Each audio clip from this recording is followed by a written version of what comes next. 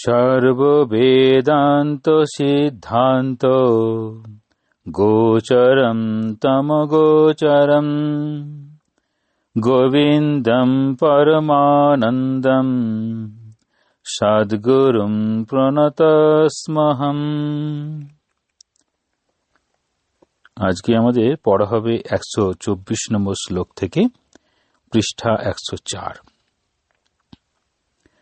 অথো তে সংপ্রবক্ষ্যামি স্বরূপম পরমাত্মনঃ যদ্বিজ্ঞায় নরো বন্ধাৎ মুক্ত কৈবল্যমশ্নুতে। অথ অর্থাৎ অনন্তর, তে মানে তোমাতে, পরমাত্মন স্বরূপম পরমাত্মা স্বরূপ, প্রবক্ষ্যামি বিশেষভাবে বলবো, নর অর্থাৎ মানুষ, যদ বিজ্ঞায় যা জেনে, বন্ধাত মুক্ত বন্ধন থেকে মুক্ত হয়ে, কৈবল্যম অশ্নুতে কৈবল্য লাভ করে। তাহলে এখানে সরলার্থে বলবে, এবার তোমাকে পরমাত্মা স্বরূপের কথা বিশেষভাবে বলবো। অর্থাৎ আমাদের যেমন ছাত্র খুব ভালো হলে পরে শিক্ষক তাকে তার উত্তর তার উপরে আরো বেশি গভীরে গিয়ে প্রবেশ করে সেই বিষয়টাকে বলার চেষ্টা করেন। ঠিক এখানেও তাই শিষ্যের কাছে, এই আগে বলেছিল, শিষ্য জিজ্ঞাসা করল কি এরকম বন্ধনের কারণ কি, কিভাবে এই মুক্তির পথে আগাবো। এখানে বলছেন যে এবার তোমাকে পরমাত্মা স্বরূপের কথা বিশেষভাবে বলবো। তাহলে এখন পরমাত্মা স্বরূপের কথা বলা হবে, যাকে জানলে মানুষ বন্ধন থেকে মুক্ত হয়ে কৈবল্য লাভ করে। তাহলে মানুষ কৈবল্য লাভ করতে পারে মানে মুক্তি। তাহলে মুক্ত হয়ে কৈবল্য লাভ করবে যাকে জানলে মানুষের বন্ধন। এখন ব্যাখ্যাটা এখানে যেটা আছে সেটা পড়ে নেওয়ার পরে তারপর আবার এই মানুষ কি করে এরকম বদ্ধ হয়, কি করে মুক্ত হয়, সে বিষয়ে পরের দিকে আবার বলবে। কিরকম বলছেন, শিষ্য অনাত্মা কি জানতে চেয়েছিলেন। তাহলে আত্মা কি আর অনাত্মা কি? আত্মা যার হচ্ছে নিত্য শুদ্ধ বুদ্ধ মুক্ত সত্য স্বভাব ইত্যাদি, তা নইলে বলা হবে আত্মা। সেটি কিরকম তার স্বরূপ? আত্মার স্বরূপ আর ব্রহ্মের স্বরূপ একই, চৈতন্য সত্তা। সেটা কিরকম না সৎ স্বরূপ, চিৎ স্বরূপ, আনন্দ স্বরূপ। যার স্বরূপত সেটা সচ্চিৎ আনন্দ।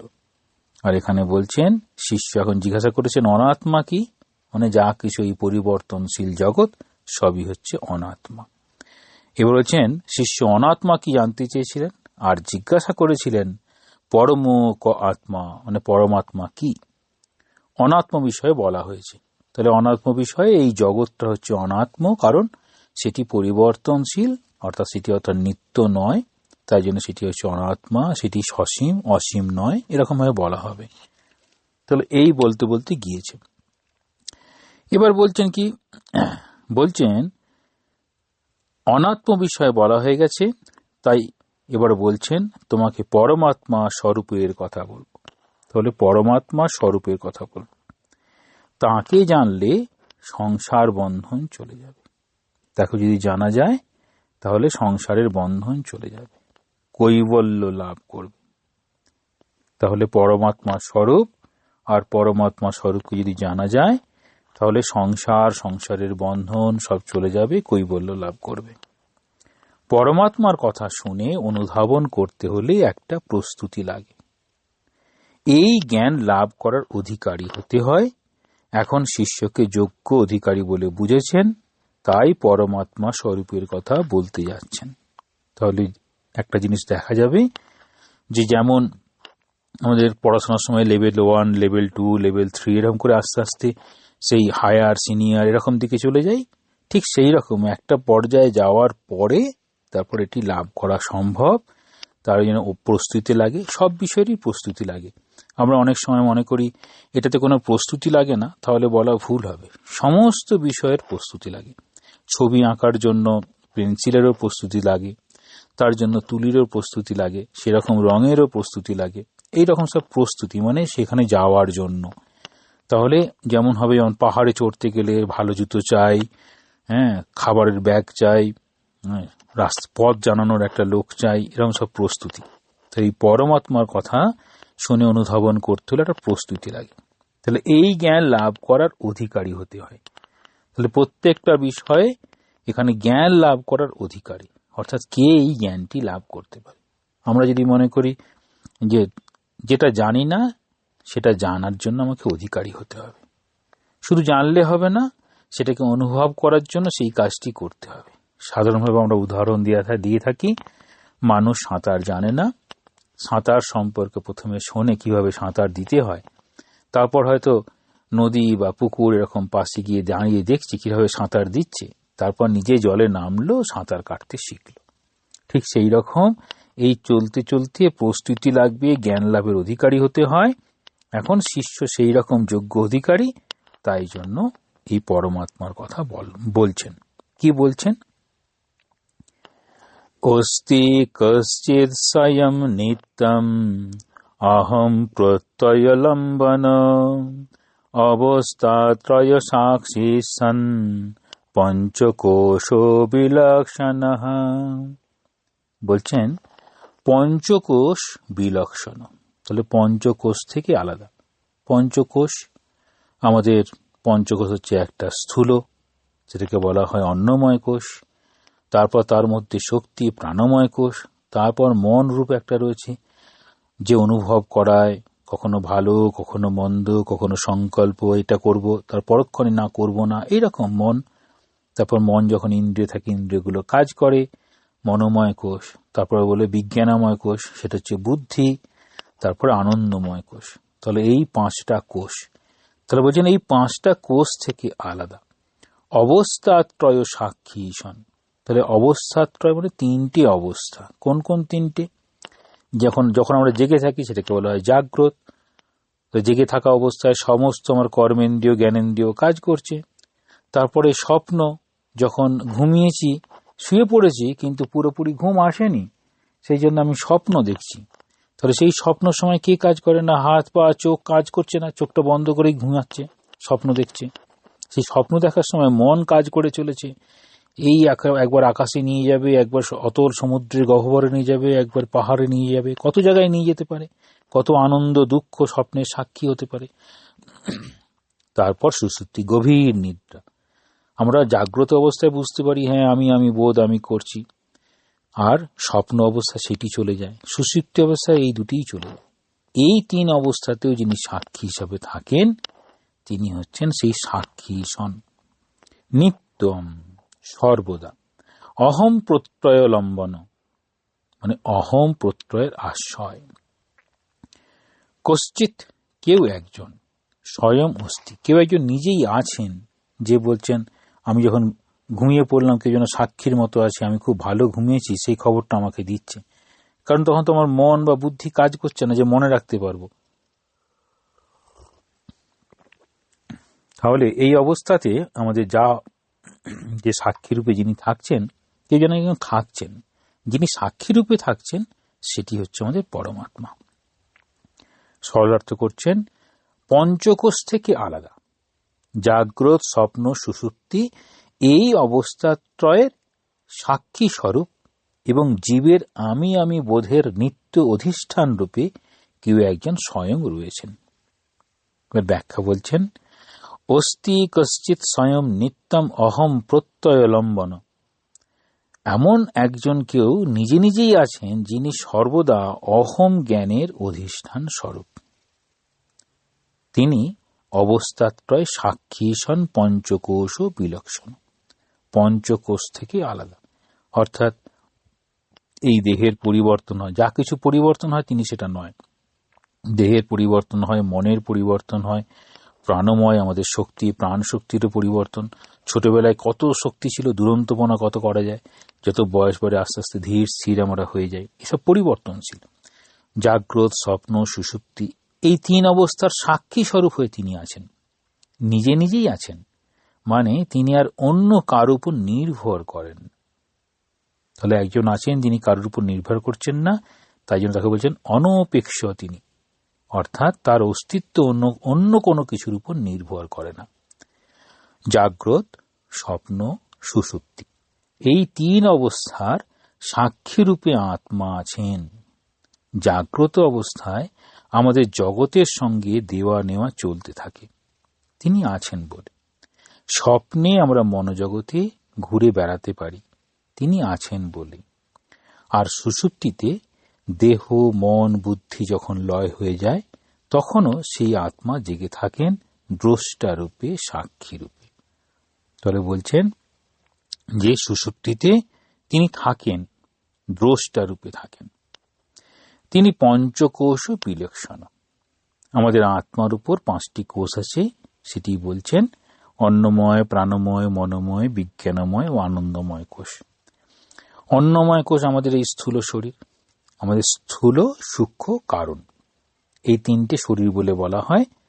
5টি কোষ, আর যখন সেটাকে শরীর হিসেবে বলা হবে, আমাদের মধ্যে এই 3টে শরীরে আমরা যেন বিভক্ত হয়ে আছি। একটা স্থূল শরীর, একটা সূক্ষ্ম শরীর, একটা কারণ শরীর। এই স্থূল শরীরটাকেই বলা হয় অন্নময় কোষ। প্রাণময়, মনোময় ও বিজ্ঞানময় কোষ হচ্ছে আমাদের সূক্ষ্ম শরীর। তাহলে সূক্ষ্ম শরীর মানে পুরোপুরি দেখা যাচ্ছে না, কিন্তু কাজ করে চলেছে। এই প্রাণ, প্রাণের শক্তি কাজ করছে, মন, মনের শক্তি কাজ করছে, বিজ্ঞানময় বুদ্ধি দিয়ে কাজ করছে। এই সূক্ষ্ম শরীরটাকে দেখতে পাওয়া যায় না, এই স্থূল শরীরটাকে আমরা দেখতে পাই। এই স্থূল শরীরটাকে আমরা দেখতে পাই, কিন্তু সূক্ষ্ম শরীর আমাদের এই অনুভব করে, আমাদের জ্ঞান, আমাদের মনের ভাব প্রকাশ করি, যা কিছু প্রকাশ করছে তখন তার সাহায্য নিচ্ছে স্থূল শরীরের। কিন্তু এই যে সূক্ষ্ম শরীরে কাজ করছে, যখন আমাদের শরীরটা থেমে যায়, অর্থাৎ আমরা যখন প্রাণবায়ু চলে গেল, তখন আমাদের মধ্যে ওটি আর থাকবে না। কোনটি? না, এই সূক্ষ্ম শরীর যে সূক্ষ্মভাবে অবস্থান করছিল, সেটি যেন আমরা একটা রেখার মতো বুঝতে পারি একটা আছে কিছু, কিন্তু সেটিকে আমরা দেখতে পারছি না, ধরতে পারছি না। তারপরে বলছেন আনন্দময় কোষ, সেটি আমাদের কারণ শরীর। এটা হচ্ছে সুষুপ্তিতে অবস্থান করে কারণ শরীর। এই কোষগুলি আত্মার উপর এক একটি আস্তরণ, আত্মা কিন্তু এদের থেকে আলাদা। তাহলে এরকম বলছেন পরমাত্মাকে জানার জন্য প্রস্তুতি লাগবে, সেই প্রস্তুতিটাই হচ্ছে বড় বিষয়। আর আমাদের ধর্মের কথা বলে বলা হয়, ধর্ম হচ্ছে ওই প্রস্তুতির কথা বলা হয় যে প্রস্তুতির মাধ্যমে আমরা ওই উচ্চ তত্ত্বটাকে ধারণা করতে পারবো।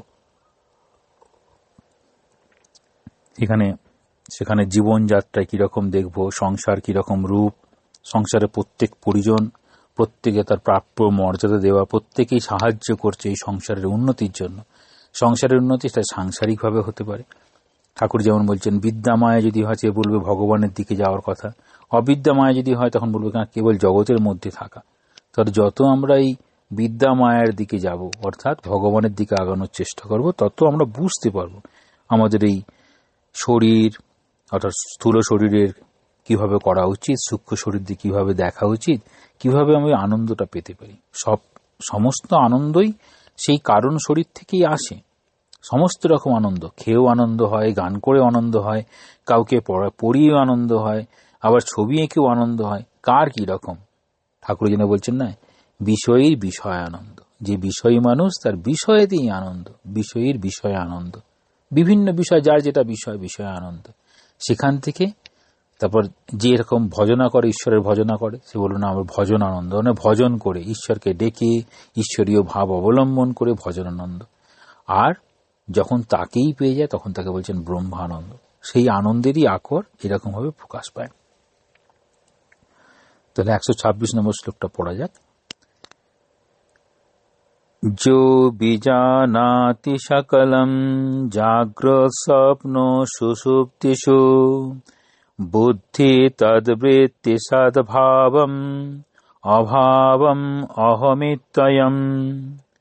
বলছেন যিনি জাগ্রত স্বপ্ন সুষুপ্তিষু, জাগ্রত স্বপ্ন সুষুপ্তিকালে সকলম বুদ্ধি তদ্বৃত্তি সদ্ভাবম অভাবম, সমস্ত বুদ্ধির ও তার বৃত্তির থাকা বা না থাকা, অহম ইতি আমি জানছি বলে, বিজানাতি জানেন, সেই অয়ম আত্মা। এখন বলছেন যিনি জাগ্রত, স্বপ্ন, সুষুপ্তি, এই তিন অবস্থার মধ্যে যখন জাগ্রত অবস্থার বুদ্ধির ক্রিয়া, আর স্বপ্ন সুষুপ্তি তার বৃত্তি ও অভাব, তাহলে বুদ্ধির ক্রিয়া, তার বৃত্তি, তার অভাব, এই যে একদম বৃত্তি থাকলো, বৃত্তির অভাব হয়ে গেল কোথায়? সুষুপ্তিতে। আমি এসব জানছি বলে জানেন, তিনি এই আত্মা। বলছেন যিনি জাগ্রত, স্বপ্ন, সুষুপ্তি এই তিন অবস্থায় সব কিছু জানেন, যিনি বুদ্ধি তৎবৃত্তি, বুদ্ধি ও তার বৃত্তি, সদ্ভাবম অভাবম, তার থাকা বা না থাকা, এই সমস্তকে অহম ইতি বিজানাতি, আমি জানছি বলে জানেন, তিনি হচ্ছেন অয়ম, এই আত্মা। আমাদের জাগ্রত অবস্থায় বুদ্ধি, মন, বুদ্ধি, ইন্দ্রিয় সব কাজ করছে, জাগ্রত অবস্থায় সবগুলো কাজ করছে। তখন বিষয় সম্বন্ধে যে প্রত্যক্ষ জ্ঞান হয়, সেটা বুদ্ধি কাজ করছে বলেই হয়। তাহলে বুদ্ধি, আমরা একটা প্রাণীকে দেখছি, সেই প্রাণীটা হচ্ছে দেখতে দূর থেকে মনে হচ্ছে না এটা গরু, না গরু হবে, না কালো রঙের তো মহিষও হতে পারে, বলছে না গলার কাছে কিরকম একটা যেন দেখছি, না ও গলকম্বল, তাহলে এটি গরুই হবে। তাহলে বুদ্ধি বিচার করে বলে দিচ্ছে জাগ্রত অবস্থায় যেটা করছি ঠিক করছি কিনা, ভুল করছি কিনা বলে দিচ্ছে।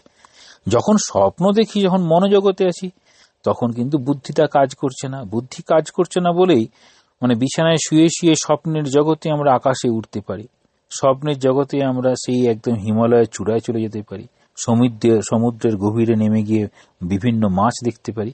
তাহলেই স্বপ্ন দেখছি, তখন সেখানে বুদ্ধিটা কাজ করছে না, ইন্দ্রিয়গুলো সেখানে নেই।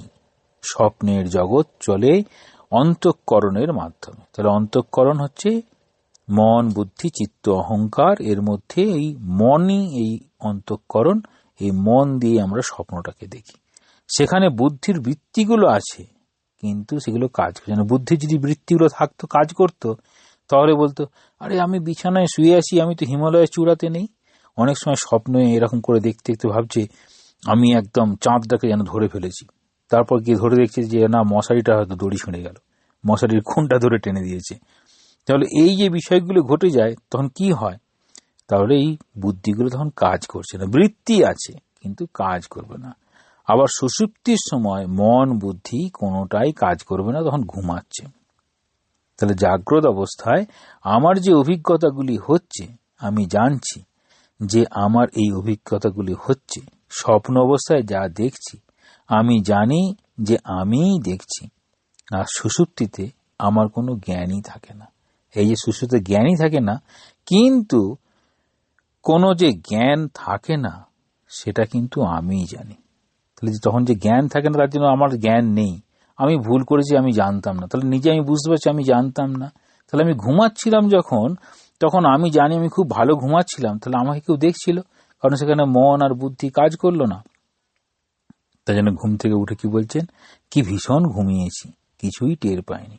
এই বোধটা যে জানাচ্ছেন, আমি ভীষণ ঘুমিয়েছি, কিছুই টের পাইনি, এটা যে জানালো তাকে, সেটি হচ্ছে আত্মা। তাই বলছেন এই যে আমি জানছি, এই বোধ, এই বোধ জাগ্রত, স্বপ্ন, সুষুপ্তি তিন অবস্থাতেই থাকে, কারণ ওরা কখনোই হারিয়ে যায় না।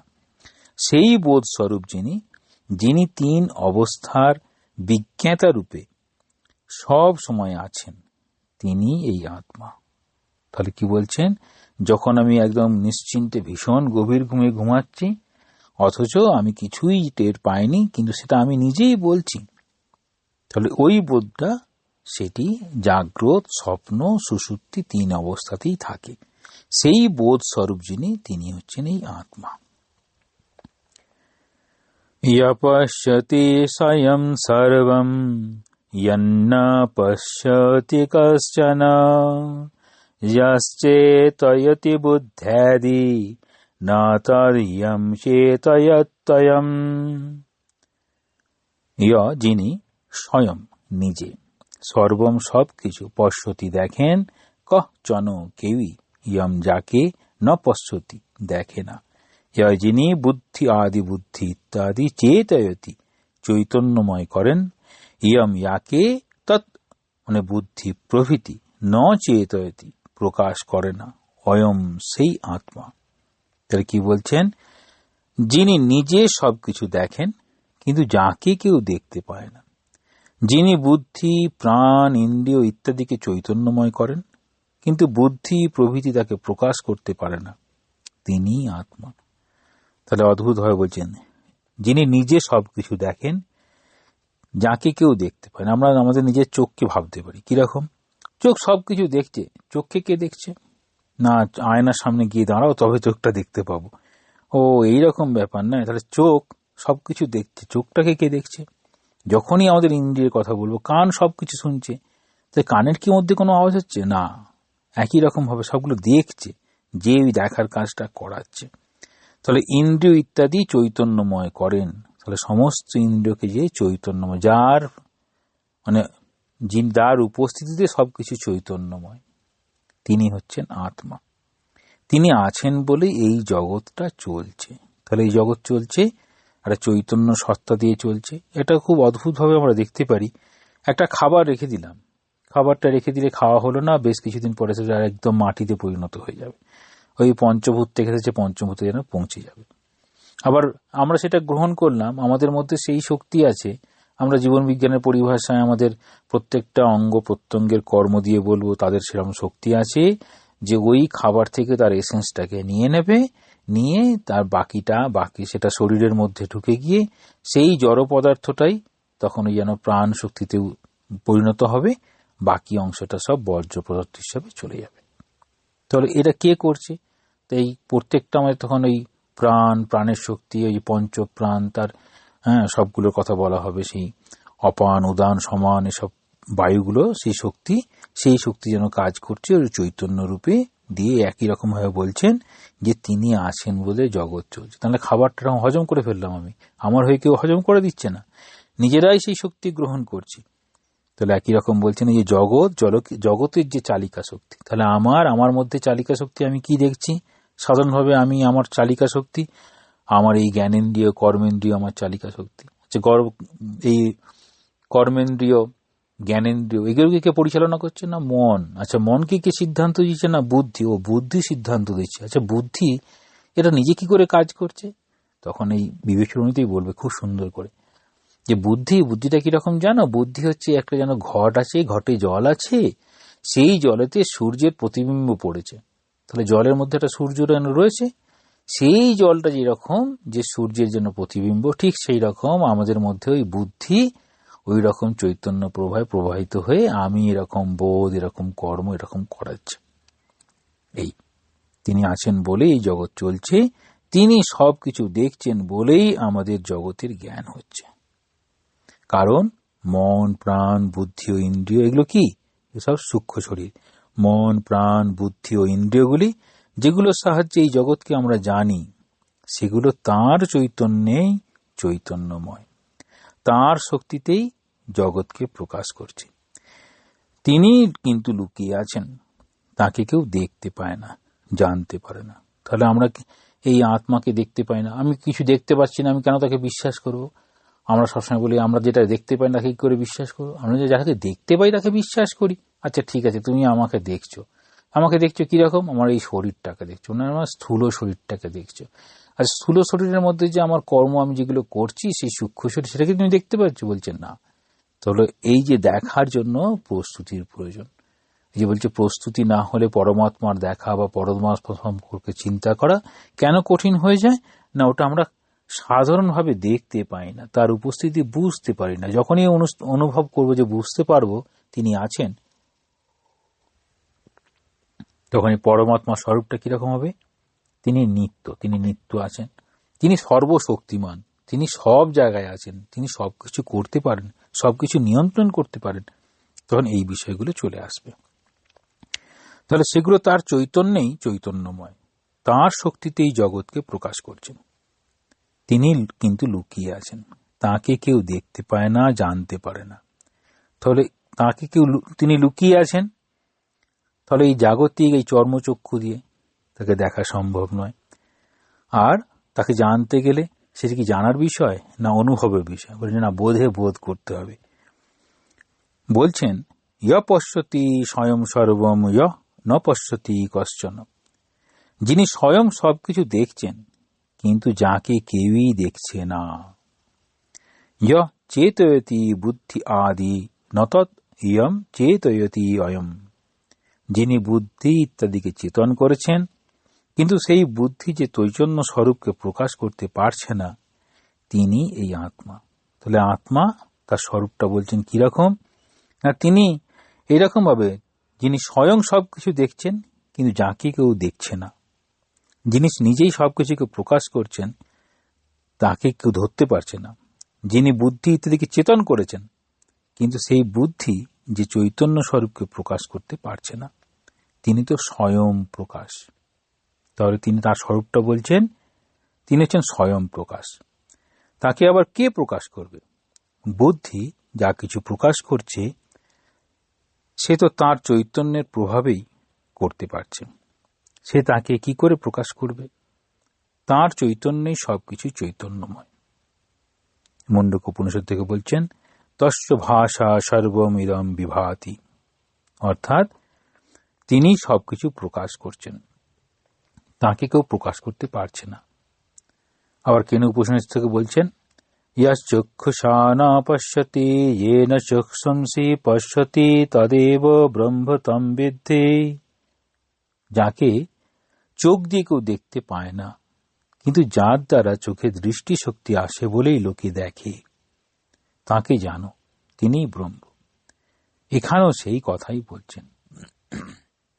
তাহলে আমরা চোখ দিয়ে দেখি, কিন্তু যে এই চোখের এই শক্তিটা দিয়েছে, আমাদের অদ্ভুত অদ্ভুত ভারতবর্ষের আমাদের ধর্মের ধারণা আছে, আমাদের প্রত্যেকটা অঙ্গকে ওই জন্য সব দেবতার অধীনে বলা হয়।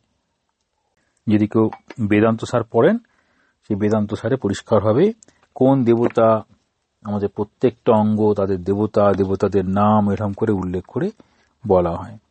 এই বলার কারণটা হচ্ছে আমরা যে মনে করি আমাদের এই দেহতে সমস্ত দেবতা অবস্থান করেন, সেই দেবতারা সবাই যেন কার, সেই এই পরমাত্মার অবস্থান অনুযায়ী ওই দেবতাগুলো যেন কাজ করছেন তাদেরই নির্দেশে।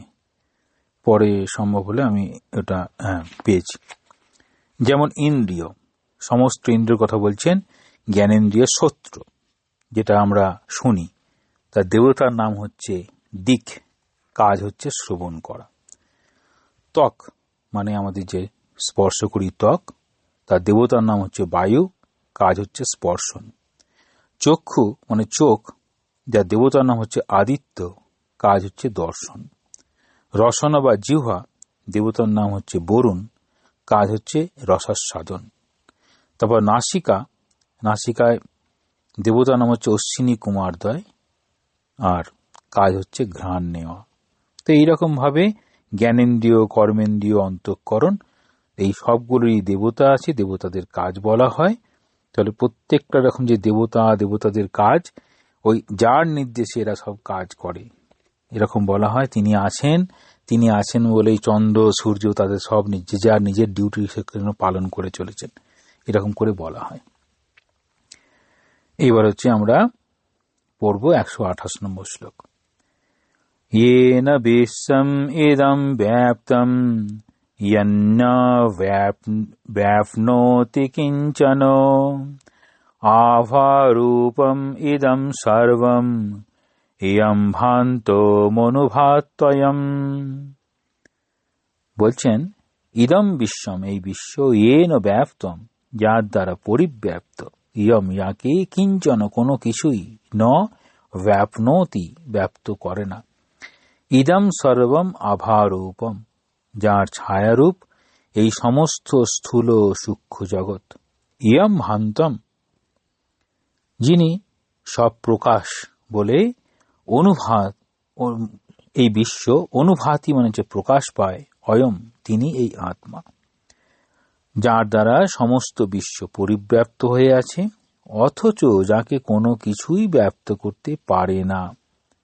এই বিশ্ব যার ছায়ারূপ, যিনি প্রকাশমান বলে এই বিশ্ব প্রকাশ পায়, তিনি এই আত্মা। আত্মা স্বরূপ এখানে বলছেন আত্মা যে সর্বব্যাপী সেই কথা বলছেন।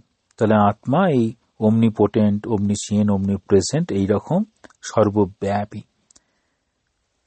ঈশাবাস্যম ইদম সর্বম, তিনি এই জগৎ সংসারে সব কিছুকে আচ্ছাদন করে আছেন, সব কিছুর ভেতরেও আছেন, বাইরেও আছেন। তিনি ভূতে ভূতে অবস্থিত, সর্বভূতে আছেন। তাহলে জীব জগৎ জড় যা কিছু সেই ভূতে ভূতে তিনি অবস্থান করছেন। বলছেন যেন বিশ্বমিদম ব্যাপ্তম ইয়ৎ ন ব্যাপ্নোতি কিঞ্চন, যার দ্বারা এই বিশ্ব জগৎ পরিব্যাপ্ত হয়ে আছে, কিন্তু যাকে কেউ ব্যপ্ত করতে পারে না। এমন কিছুই নেই যার মধ্যে বা বাইরে তিনি নেই। তাহলে তুলনায় কি বলবে? আকাশের মতো, সেই বাইরেও আছে ভেতরেও আছে। একটা ঘট করা হলো, ঘটের মধ্যেও আকাশ, বাইরেও আকাশ। আকাশ হচ্ছে স্পেস, যেন সেই অনন্ত সেই আকাশ। আকাশ সব কিছুর মধ্যেই, যেন আকাশের মধ্যেই রয়েছে। কাজেই যার দ্বারা সব কিছু ব্যপ্ত হয়ে তা তো থাকবেই। তো যা কাজেই তার দ্বারা সব কিছু ব্যপ্ত হয়ে তো থাকবেই। আর যিনি সর্বব্যাপী তাকে আবার কি দিয়ে ব্যপ্ত করা যাবে? তাই তাকে কোনো কিছুই দিয়ে ব্যপ্ত করা যায় না। আভারূপম ইদম সর্বম ইয়ম ভান্তম অনুভাতি অয়ম। এই আভারূপ মানে জ্যোতি। আমরা অনেক সময় বলি না, অনেক সময় বলি এই বিষয়টা, এর মধ্যে দিয়ে একটা আভাস পাওয়া যাচ্ছে, মানে একটা কিছু একটা বোঝা যাচ্ছে, এটা আভাস, মানে পুরোপুরি বোঝা যাচ্ছে না, কিন্তু সেই লক্ষণ আভাস দিচ্ছে। এখানে হচ্ছেন আভারূপম, অর্থাৎ জ্যোতি স্বরূপ। সেই জ্যোতির প্রভায় এই জগৎ আভাময়। এবার সেই জ্যোতিটা কিরকম? এটা শুধু কি আলোর জ্যোতি বলা হবে, না জ্ঞানের জ্যোতি বলা হবে? তাহলে এই জ্যোতি মানে যেটাকে প্রকাশ করছে। তাহলে এই জ্যোতি প্রভায় সমস্ত জগৎ হচ্ছে প্রকাশিত হচ্ছে, আভাময় হলো। কিন্তু তাকে প্রকাশ করার জন্য আর কাউকে দরকার নেই, তিনি স্বয়ং প্রকাশ। এই যে স্বয়ং প্রকাশের উদাহরণ দিতে গিয়ে কি বলবে? স্বয়ং প্রকাশ অর্থাৎ সেটা যেন সূর্যের মতো নিজের আলোতেই আলোকিত। তাহলে তিনি যদি সূর্য হন, আমরা কি হব? না আমরা তো ক্ষুদ্র, না এরকম বলছেন, আমরা ক্ষুদ্র কিন্তু আমরা জোনাকি হতে পারি, নিজস্ব আলো আছে। তাহলে অন্যের আলোতে প্রভাবিত নয়, নিজেরই একটা স্বয়ং প্রকাশ আলো আছে। তাহলে সেই স্বয়ং প্রকাশকে আশ্রয় করে জগতের সবকিছু প্রকাশিত। তিনি সেই আত্মা। আবার কঠোপনিষদে বলছেন তমেব ভান্তম অনুভাতি সর্বম, তাঁর প্রভায় সবকিছু প্রভাময় হয়ে প্রকাশ পায়। সূর্যের আলোয় যেমন জগতের সবকিছু প্রকাশিত হয়, তিনি সেই আত্মা। তাহলে এখানে বলতে চাইছেন সেই আত্মাটা তার স্বরূপ, স্বরূপ সম্পর্কে বলবেন। এরকম বলতে বলতে চলেছেন এই যার সান্নিধ্যে এই দেহ মন ইন্দ্রিয় সব কাজ করে। এখন আমাদের একটা বড় প্রশ্ন আসতে পারে। বড় প্রশ্নটা হচ্ছে, আমরা বুঝতে পারছি আমাদের এই শরীর, সেই শরীর অন্নময় কোষ, তার মধ্যে এই মনোময়, প্রাণময়, মনোময়, বিজ্ঞানময়, তার ঊর্ধ্বে আমাদের যেটা অবস্থান হচ্ছে আনন্দময়। তাহলে আমাদের ভালো মন্দ পাপ পুণ্য এসব বোধ, সেসব কাজ, সেগুলো কি হয়, কি করে আমাদের বেঁধে রাখতে পারে?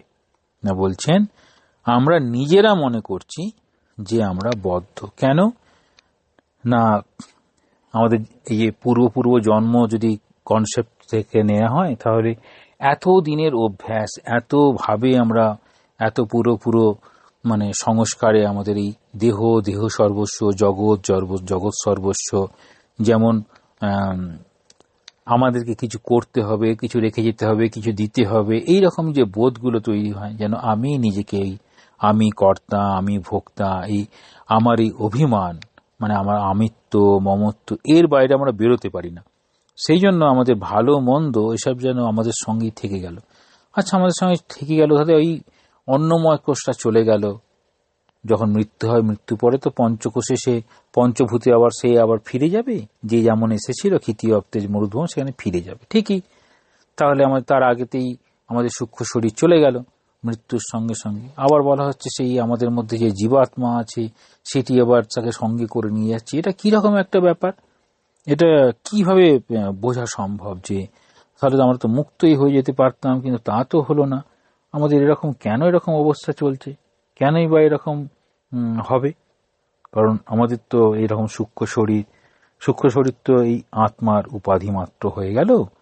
আত্মার উপাধি মাত্র, তাহলে মৃত্যুর পরে আত্মার সাথে তো থেকেই যায় কেন? তা থাকার তো কথা নয়।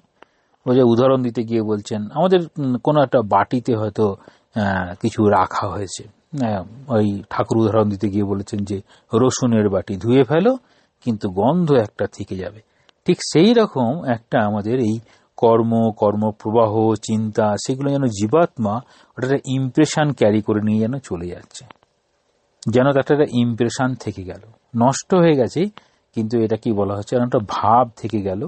সেটি যতক্ষণ না এই ওই জীবাত্মা পরমাত্মার সঙ্গে মিলন হবে, অর্থাৎ সে নিজেকে যতক্ষণ না অনুভব করতে পারবে যে আমি পরমাত্মাই বা আমি সেই চৈতন্য সত্তা, ততক্ষণ সেই জীবাত্মা মুক্ত হবে না। উদাহরণ দিচ্ছেন খুব সুন্দরভাবে স্বামীজি, উদাহরণ দিচ্ছেন একদম সমুদ্রের ধারেই ওই বড় বড় খাড়ি তৈরি হয়, বিভিন্ন বদ্বীপ বা যেখানে সমুদ্রের সঙ্গে মিলন হয়েছে, সমুদ্র এবং এই ভূমির সাথে জোয়ারে জল চলে এলো, ওই খাড়িতে জল প্রবেশ করলো, তারপর ভাটা হয়ে গেল, তারপরে দেখা যাবে খাড়িতে কিছুটা জল রয়ে গেল, তারপর ওই খাড়ির জলটা আর যাচ্ছে না, তারপর আবার সেরকম খুব জোয়ার এলো, তারপর খাড়ির জলটা খাড়িতে গিয়ে মিশে গেল।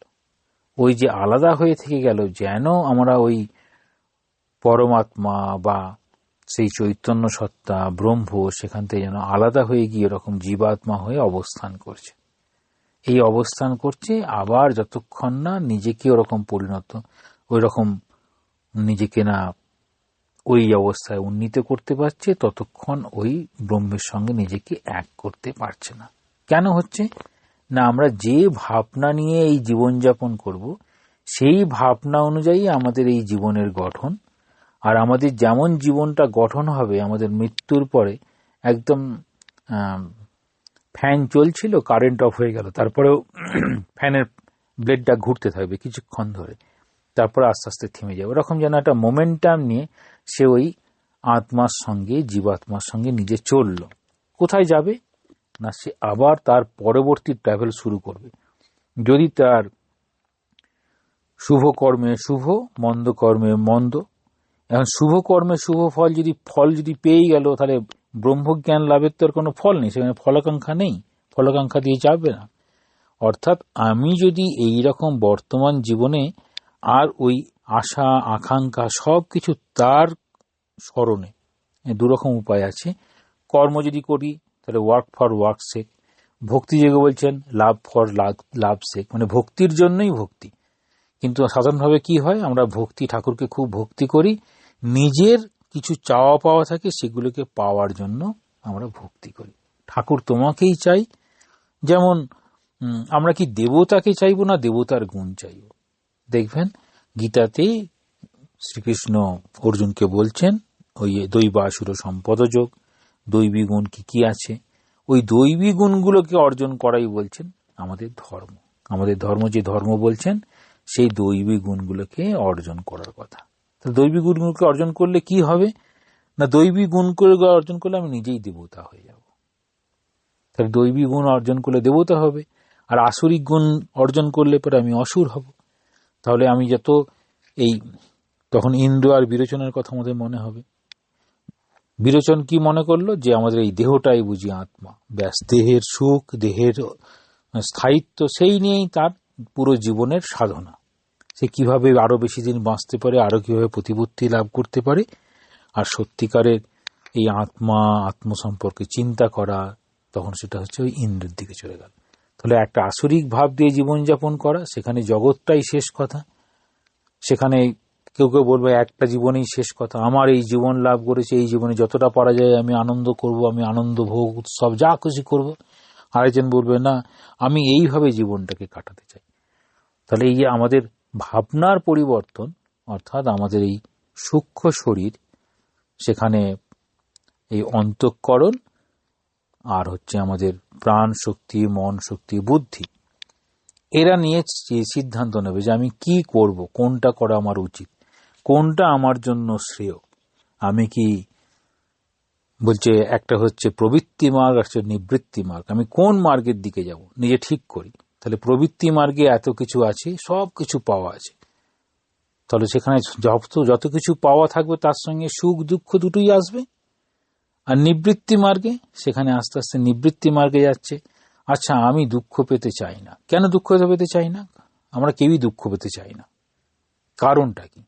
না, এর কারণ হচ্ছে আমাদের স্বরূপ সেটি দুঃখের স্বরূপ নয়।